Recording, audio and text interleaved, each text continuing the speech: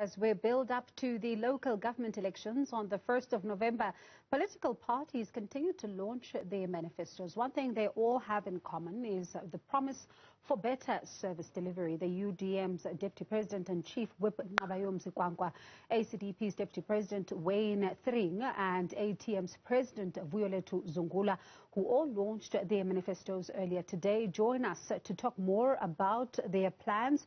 Good evening to you all, and thank you so much for your time tonight. I'll begin with you, Tatu Kwankwa. When it comes to, promises that are consistently being made to the voters, I'll begin with this one question that is probably on everybody's lips tonight. Why should the voters trust you? Well, we are one political party that has consistently fought for clean governments over the past few years. We are known as the corruption busters in South Africa, where there are allegations of corruption. You are likely to find the UDM working and trying to expose those issues.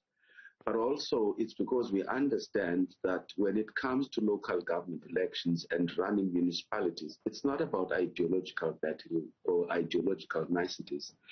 It's about going back to basics. It's about focusing on bread and butter issues. For example, when you deal with people in communities, no one cares whether you're a social democrat or a communist. What they want is to know whether their refuse is going to be collected on time, whether in villages, especially in rural areas, whether they are going to have a consistent supply of water. Because sometimes the African National Congress talks about having water or connected water, but the infrastructure is there and the water is not running. I made an example during the manifesto launch that in my village we're battling with a situation where there was no water for 2 months. And all of a sudden, because the Concord said the elections must go ahead, there's all of a sudden water, primarily because they don't want to lose elections. So it's about getting services and delivering services to the people and making sure that the councillors that we deploy, firstly, are competent in the local municipalities. Secondly, that they communicate and consult the various stakeholders, the communities in particular, who have deployed them in the councils to serve.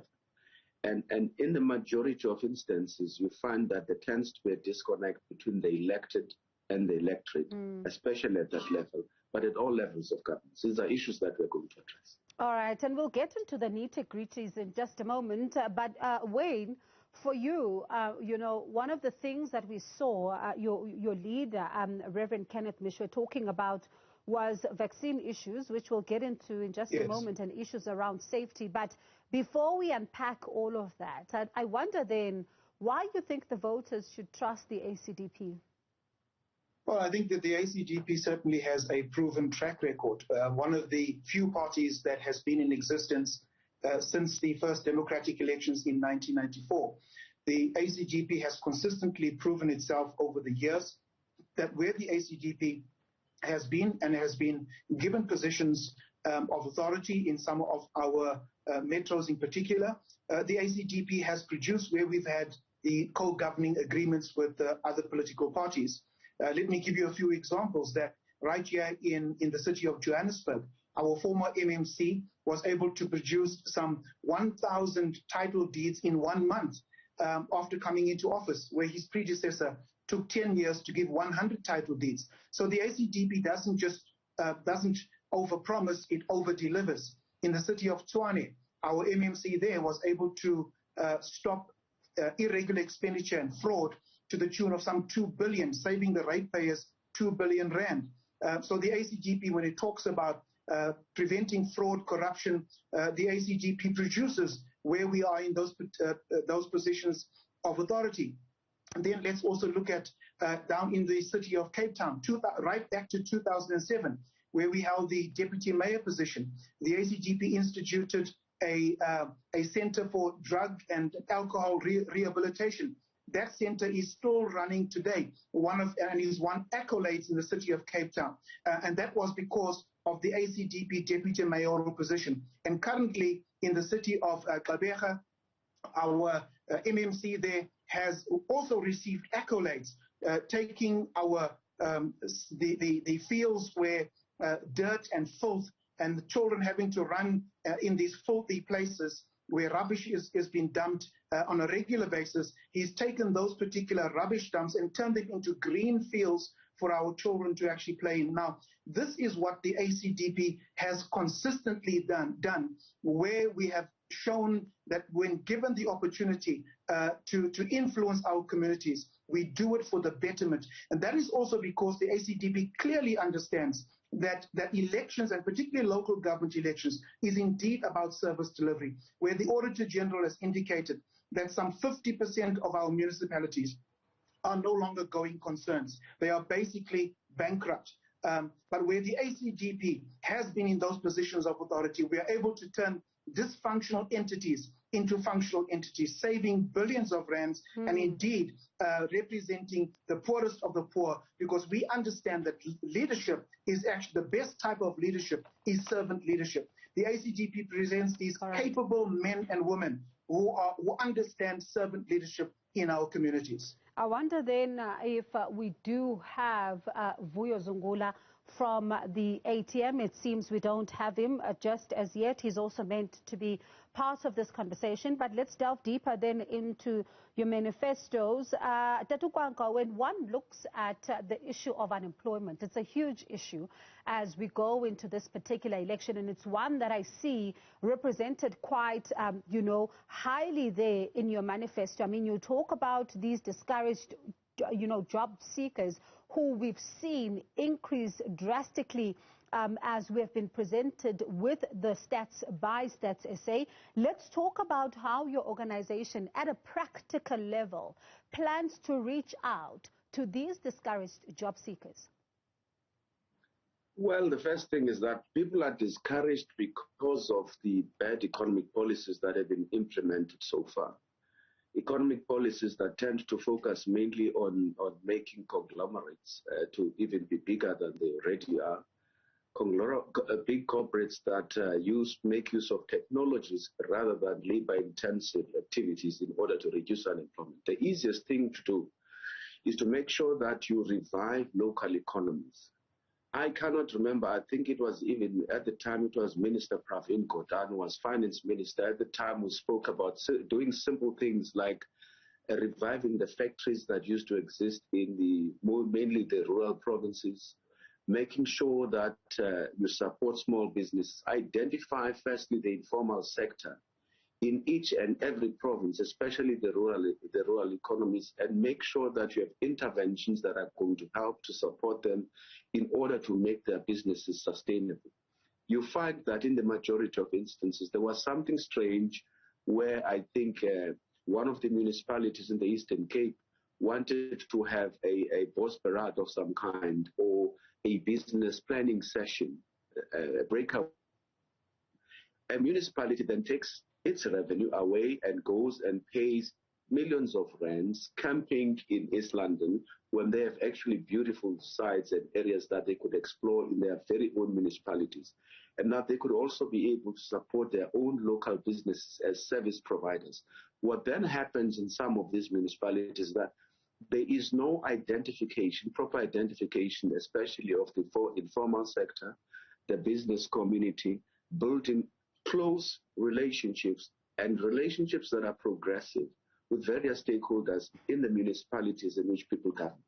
That is the only way you can be able to identify, firstly, what is the size of your unemployment problem? Who's unemployed?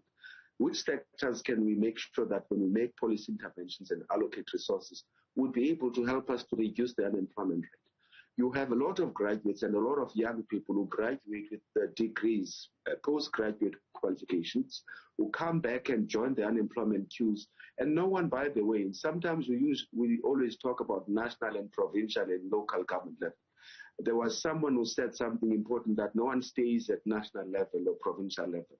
We all stay at a municipality. And if we are able to understand the problems of that municipality, the unemployment rate at the municipalities in which you govern, and make interventions that are going to help them, we will be able to reduce the unemployment rate that we're talking about. A number of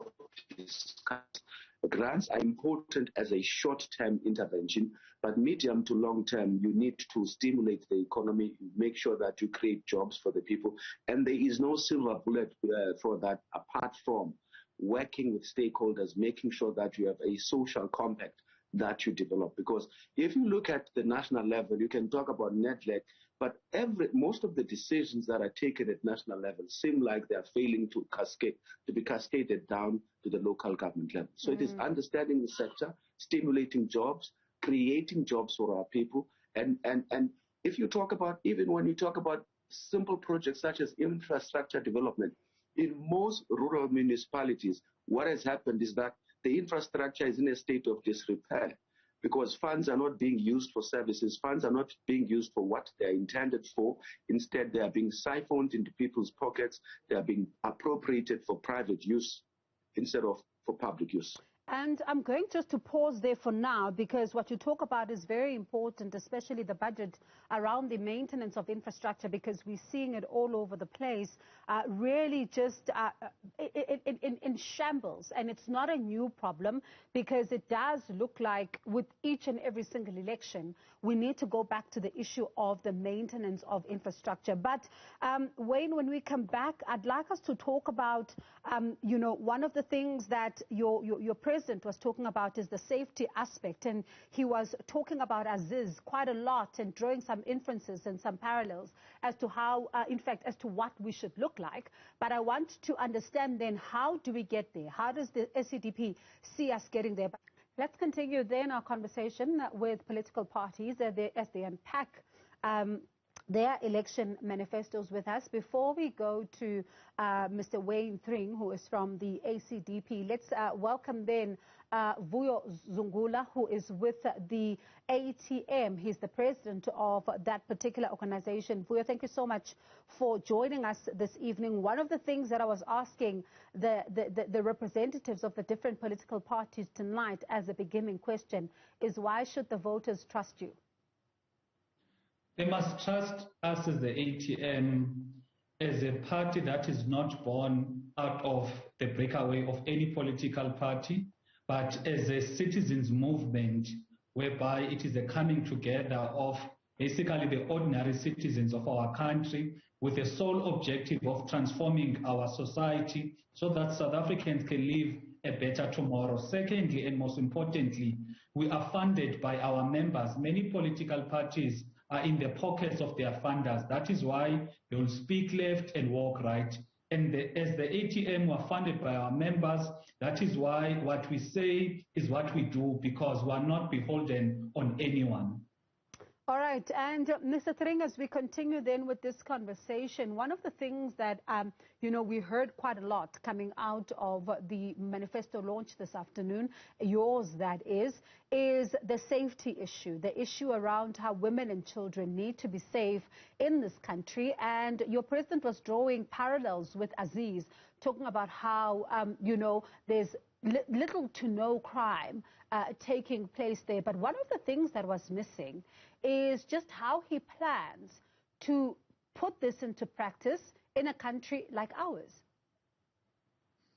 Well, I think what is important to understand is that it can be done. You take that particular city of Aziz in Brazil that our president, Dr. Kenneth Meshwe, spoke about. There were other cities, and if you sit and chat to him, you will find that there were other cities in Brazil where crime was actually rife. Other cities in Brazil where women were raped and couldn't walk in the streets at night, and cars were being stolen, and so crime was out of control. But not in that particular city of Aziz. And I suppose one of the reasons was that they also do not work in silos, and this is a challenge that we have in many of our municipalities. Municipalities often work in silos where the one department does not know what the other department is doing.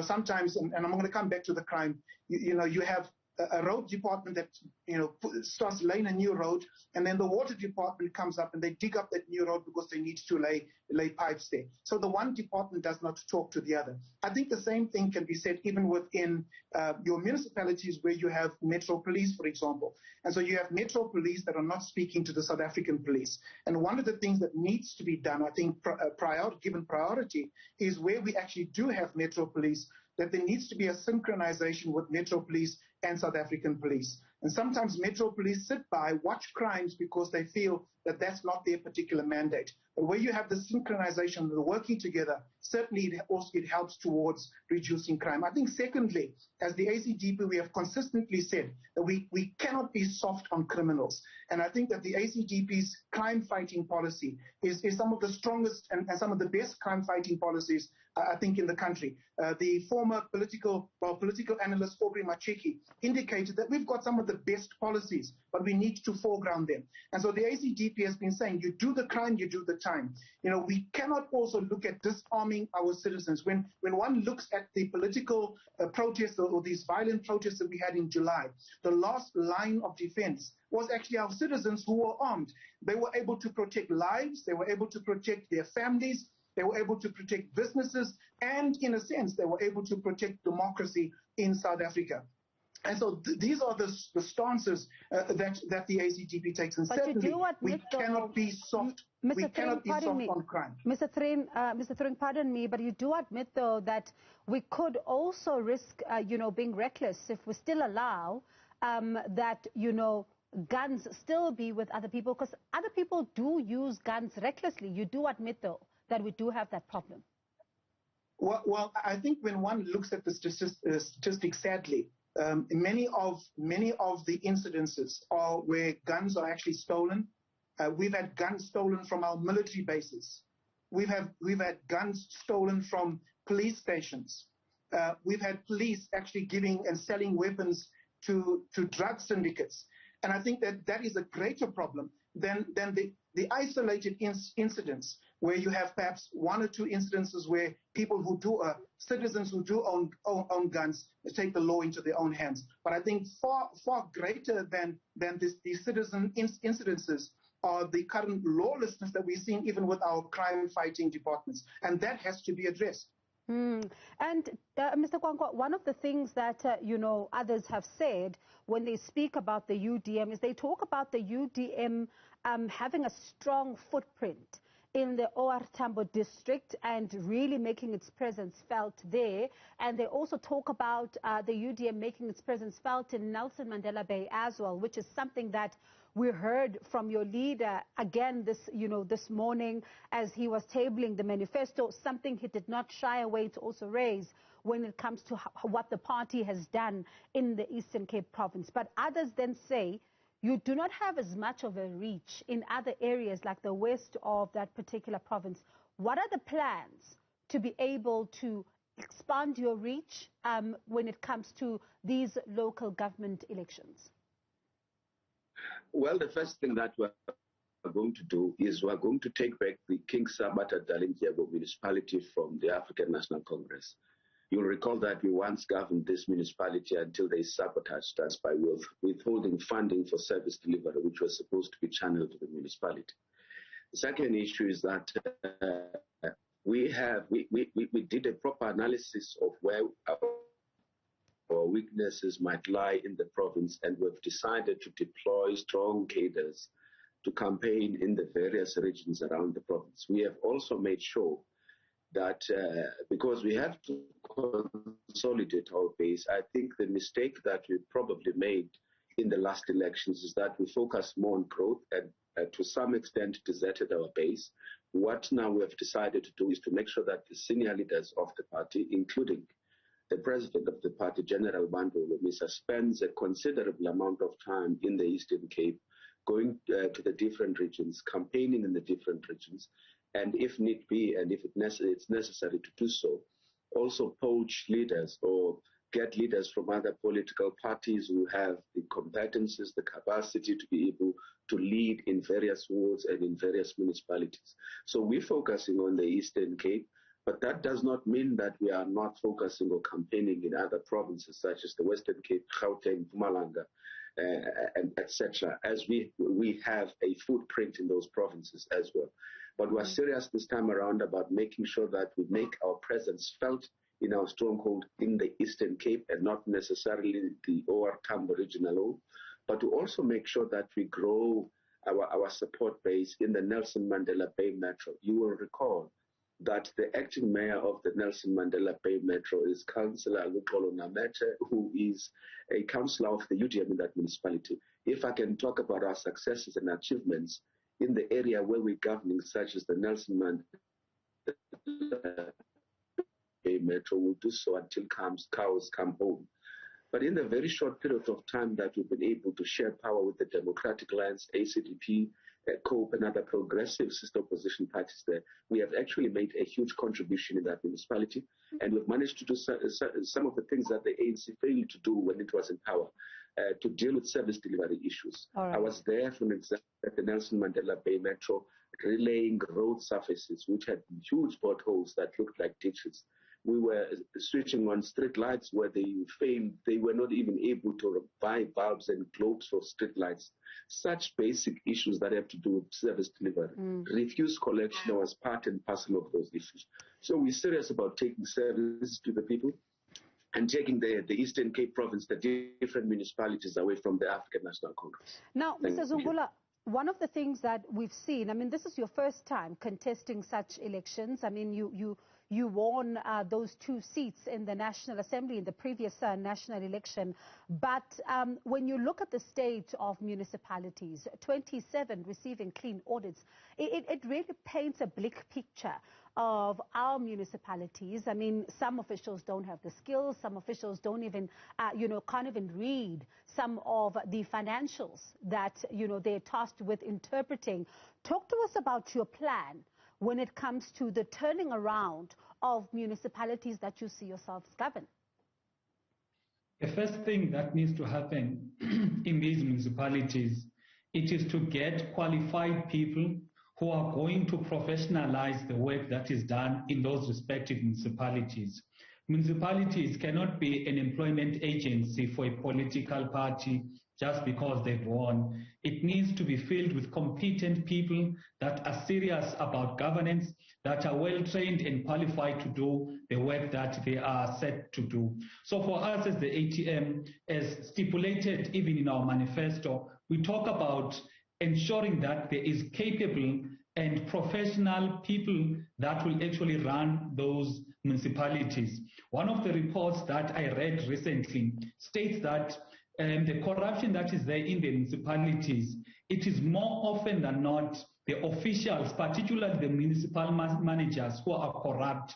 Therefore, that is why for us as the ATM, we are driving the professionalization of local government, so that you do not have local government whereby officials are part and parcel of the corruption that could be spearheaded by politicians. For us as the ATM, what is critical, it is professionalizing local government. And very briefly, Mr. Thring, one of the things that, you spoke about tonight, in fact, this afternoon, through your leadership as the ACDP, of course, trying to woo the voters, is an unhappiness with the vaccine certificate, which was known previously as the passport. The ACDP really having some strong remarks around this. Talk to us about that. Well, look, the ACDP has consistently, from a parliamentary level, and by the way, we're one of the fastest, if not the fastest growing party in the country, having grown by 40% in the last election, 2019. But the ACDP has consistently said at a parliamentary level, what we want to see is safe vaccines. So we are not anti-vaccine, but we want the assurance, and we wanted the assurance that vaccines are safe. Secondly, we said that the vaccines cannot be mandatory.